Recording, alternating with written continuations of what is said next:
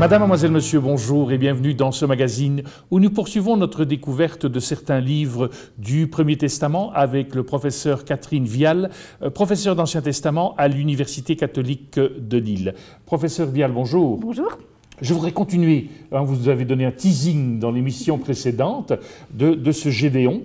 Donc Gédéon qui hésite à accomplir la tâche qui lui était confiée par Dieu. Qu'est-ce qui se passe? Finalement, il y va ou il n'y va pas? Gédéon, au départ, c'est vraiment l'indécis. Donc Gédéon, le Seigneur lui envoie un ange, donc on envoie son envoyé à Gédéon. Gédéon qui est en train de battre le blé, on nous dit qu'il est en train de battre le blé alors dans un pressoir pour le soustraire à Madian. Alors Madian, c'est l'ennemi, le fameux ennemi qui opprime les fils d'Israël. Donc ce sont les Madianites. Et alors Gédéon donc, est en train de se cacher, on l'imagine, en train de battre. Normalement, on ne va pas le blé dans un pressoir. Donc clairement, il est caché, là, c'est pas très glorieux, quoi.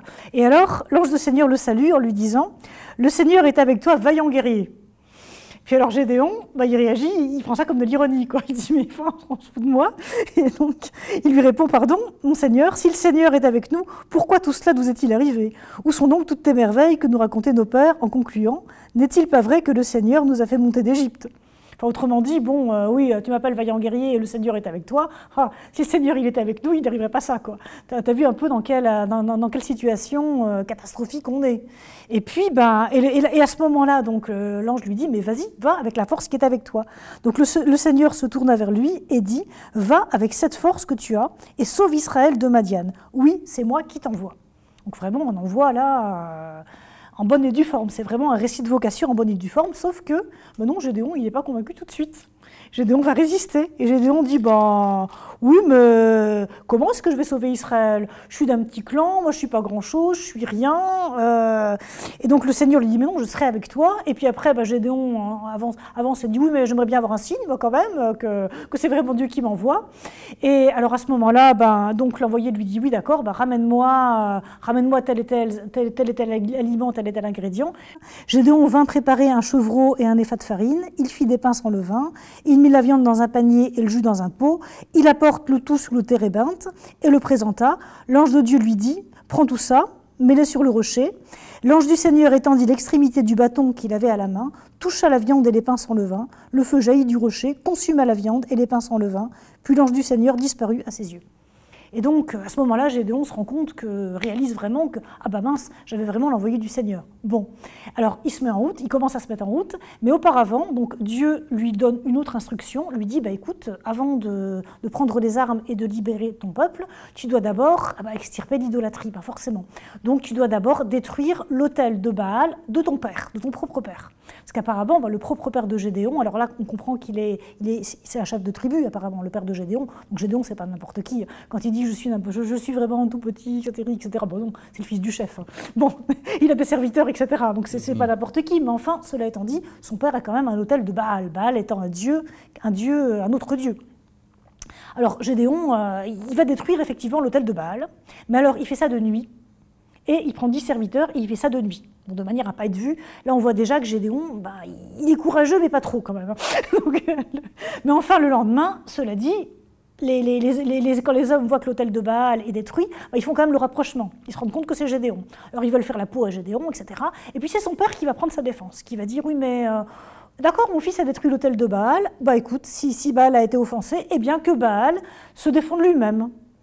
Et alors, Gédéon reçoit un nouveau nom, Yérub-Baal, donc que Baal plaide pour lui.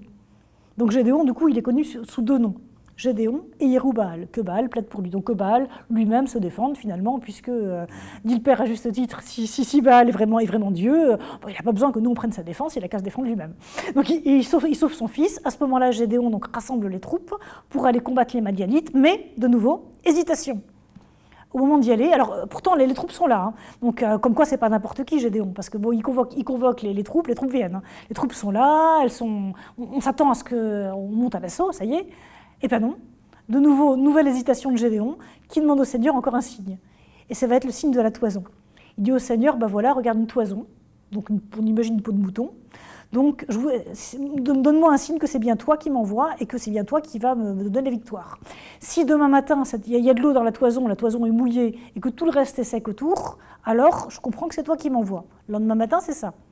La toison est mouillée, tout le reste est sec. Eh ben, ça ne suffit pas à Gédéon. Il va demander un autre signe, le signe inverse. Il va dire, oui, mais j'ai encore besoin d'un autre signe. Il faut que demain, tout soit mouillé, sauf la toison, qu'elle soit toute sèche. Bon, le lendemain matin, donc on perd encore du temps. Hein. Enfin, le lendemain matin, le miracle est réalisé, effectivement, donc la toison est sèche, tout le reste est mouillé. Bon, Gédéon se prépare à partir à l'assaut, et à ce moment-là, nouveau rebondissement, c'est le Seigneur qui va lui dire, oui, mais attends... tes troupes, elles sont beaucoup trop nombreuses. On va faire une petite réduction. Alors avec l'arrière-pensée que le Seigneur veut que ce ne soit pas Gédéon qui s'attribue la postérité, enfin la responsabilité de la victoire, mais que la victoire soit vraiment considérée comme un miracle de Dieu. Et donc Dieu va réduire très très fort les troupes de Gédéon. Il va passer de milliers de personnes à 200 ou 300 personnes. Donc vraiment, il y a une réduction drastique. Alors d'abord, c'est assez ironique, parce que le Seigneur va d'abord dire, bon, que tous ceux qui ont peur rentrent chez eux.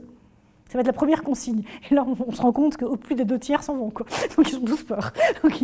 Donc déjà, il perd au moins les 2 tiers de ses troupes. Et puis après, alors le deuxième critère, il va encore diminuer les troupes. Le deuxième critère, alors il est complètement absurde, puisqu'il dit, bon, tu les fais boire à la rivière, et on va distinguer, tu mets à part ceux qui boivent en restant debout et en prenant dans leurs mains, et ceux qui lapent comme des chiens dans leurs mains, et ceux qui se mettent à genoux pour boire. Et tu mets de côté, tu remballes chez eux tous ceux qui se mettent à genoux pour boire, et tu gardes ceux qui ont lapé comme des chiens dans leurs mains. Et puis du coup, il reste 200 ou 300 personnes, je ne sais plus. Alors bon, évidemment, Gédéon, il stresse un petit peu. Puis alors Dieu lui dit, bon écoute, si tu as peur, donc ça c'est aussi assez ironique, parce qu'on imagine bien que Gédéon a peur, si tu as peur, descends discrètement et va dans le camp des Madianites et avec un de tes serviteurs, et là, écoute ce qui se passe. Et là, Gédéon descend, et là on a un soldat madianiste qui raconte un songe. Il raconte un songe où, dans son rêve, en fait, la victoire est donnée à Gédéon. Bon, avec tout ça, Gédéon le lendemain passe à l'assaut, et là, donc, il imagine quand même une ruse, Gédéon. Hein. Gédéon n'a jamais vraiment confiance. Hein. Dieu a beau lui dire qu'il lui a donné la victoire, etc. Il va quand même concevoir une ruse. Donc il va concevoir toute une ruse pour faire beaucoup de bruit, pour se semer la panique dans le clan des Madianites, mais enfin, il descend, et n'empêche que le narrateur n'est pas dupe, et dans le récit, on nous dit « Et le Seigneur donna la victoire, et le Seigneur sema la panique dans l'armée de Madian, et c'est la débandade et grande victoire de Gédéon. » On est situé dans quel chapitre, là, dans le livre des Juges? Alors, Gédéon, on est dans les chapitres 6 et 8. 6 à 8. 6, 7, 8, puis parce que c'est assez long quand même, dans la mesure où il y a tous les préparatifs, toutes les hésitations de Gédéon, etc. C'est assez long quand même. Hein. Donc là, j'ai résumé. Et puis après, donc la victoire elle-même, c'est très très court en fait, hein, c'est quelques versets. Et puis après, il y a l'après-victoire, où finalement, l'après-victoire, Gédéon ne va pas très bien gérer l'après-victoire. Donc il va en profiter pour se venger, il va venger la mort de ses frères, il va se venger aussi de tel et tel village qui l'ont pas bien accueilli, il va faire fouetter les anciens, il va exterminer des gens. Et donc Gédéon ne gère pas très bien le succès. Donc on voit que ça commence à se gâter, vous voyez, les juges, parce que plus on avance dans le livre des juges, plus donc, le point de départ donc, se passe pas très bien, donc le schéma en 4 temps se dégrade, mais aussi les juges. Moins les juges sont à la hauteur en réalité. Donc plus on voit que les juges, ils ont des manières de faire qui posent un peu question. Et là on voit que pour Gédéon, dans un premier temps il y a des hésitations, bon, à la limite c'est compréhensible, on pourrait se dire bon ok peut-être qu'on aurait fait comme lui, mais enfin il gère pas très bien la victoire non plus Gédéon. Donc ça se passe pas bien, il est revanchard, il est mesquin, et à la fin de sa vie ça se termine pas très bien non plus, puisque on raconte qu'il fait, alors avec l'or qui a été pris aux Madianites du butin, il va faire ce qu'on appelle un éphod. Alors un éphod on sait pas trop ce que c'est, mais apparemment c'est quelque chose qui sert au culte. Mais cela dit, on nous dit tout de suite, où les 7 éphodes, il va être un piège pour la maison d'Israël et la maison de Gédéon, puisque tout Israël va se prosterner devant cet éphod. En fait, ça va devenir une idole, un veau d'or en quelque sorte. Donc cet éphod tourne à l'idole, au veau d'or, mais c'est quand même un peu la faute de Gédéon. Et puis Gédéon, en plus, Gédéon va refuser la royauté quand même, in extremis, puisque les Israélites lui disent écoute, après cette victoire de Madian, etc., sois notre roi, on veut te faire roi. Puis Gédéon, quand même, il a un petit scrupule, il dit non, quand même, je ne veux pas être roi parce que seul le Seigneur doit régner sur Israël, je ne serai pas roi. Ok, mais n'empêche qu'il va malgré tout se comporter comme un roi. Il va prendre, je ne sais, des multiples femmes et concubines dont il va avoir 70 fils, donc ça c'est une prérogative royale. Et puis alors en plus, il va avoir une concubine à Sichem, donc en dehors d'Israël, cananéenne, qui va lui donner un fils qui va appeler Abimélec. Or, Abimélec en hébreu, ça veut dire « mon père est roi ». Donc c'est vraiment très très ironique. Donc on voit ce Gédéon qui, quelques versets avant, refuse la royauté, dit donc je ne serai pas roi. Et puis il appelle son fils « mon père est roi ».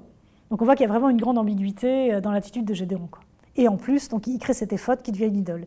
Donc quelque part, la fin du règne de Gédéon, elle est en demi-teinte. Même si on nous dit que Gédéon donc, meurt en paix, effectivement, mais n'empêche qu'il crée quand même deux bombes à retardement. D'une part, cette idole, et puis c'est lui qui va mener les Israélites à l'idolâtrie, et puis cet Abimélec qu'il appelle mon père et roi. Je vous propose alors peut-être de clôturer ce magazine par une dernière émission où on pourra partir à la rencontre alors d'Abimélec et vraisemblablement également de Samson. Merci à vous. Nous arrivons au terme de ce magazine. Au nom de toute l'équipe qui l'a préparé, il me reste qu'à vous souhaiter une excellente journée et je vous dis à très bientôt.